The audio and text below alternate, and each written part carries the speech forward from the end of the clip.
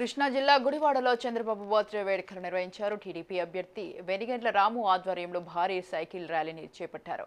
ప్రధాన వీధుల గుండా టీడీపీ కార్యాలయం వరకు 400 సైకిళ్లతో ర్యాలీ నిర్వహించారు.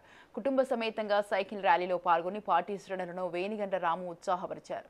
అభివృద్ధి ప్రదాత చంద్రబాబుతోనే రాష్ట్ర అభివృద్ధి జరుగుతుందని అన్నారు. చంద్రబాబు నాయుడు గారి పుట్టినరోజు సందర్భంగా గుడివాడలో వెనిగండ్ల రాము గారి ఆధ్వర్యంలో ప్రజా చైతన్య యాత్ర చేస్తా ఉన్నాం.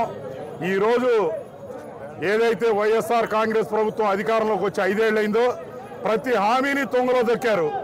ఈ రోజున మద్యపాన నిషేధం అని చెప్పి అక్క చెల్లెమ్మల తాళ్లు తెంపే విధంగా పనికిరాని నాసి రకం మద్యాన్ని పెట్టి ఈ రోజున కోట్లాది రూపాయలు దండుకునేటటువంటి జే ట్యాక్స్ రూపంలో దండుకుని ఈ రోజున ఎన్నో ప్రాణాలు పోవడానికి కారకులయ్యారు.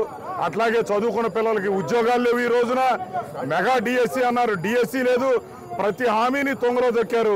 ప్రజలందరూ కూడా చైతన్యవంతం అవ్వాలి. ఇటువంటి ప్రభుత్వాన్ని కూలవేయాలి.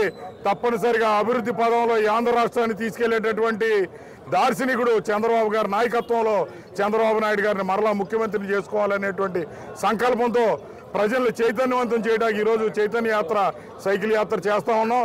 ప్రజలందరూ ఒక్కసారి మేల్కొని రేపు రాబోయే ఎన్నికల్లో ఈ వైసీపీ ప్రభుత్వాన్ని గుణపాఠం చెప్పి వెనిగండ్ల రాము గారిని అత్యధికమైన మెజారిటీతో అసెంబ్లీకి పంపించాలని చెప్పి కోరుతా ఉన్నాం.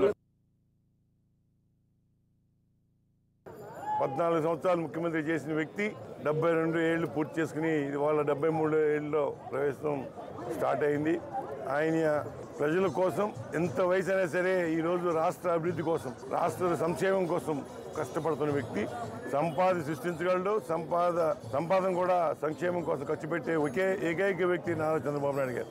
నిండు 100 ఏళ్లు ఆరోగ్యంగా ఉండాలని, ప్రజాసేవలో ప్రజలకి రాష్ట్రానికి మేలు చేసే విధంగా కొనసాగాలని మనస్ఫూర్తిగా భగవంతుని కోరుకుంటున్నాం.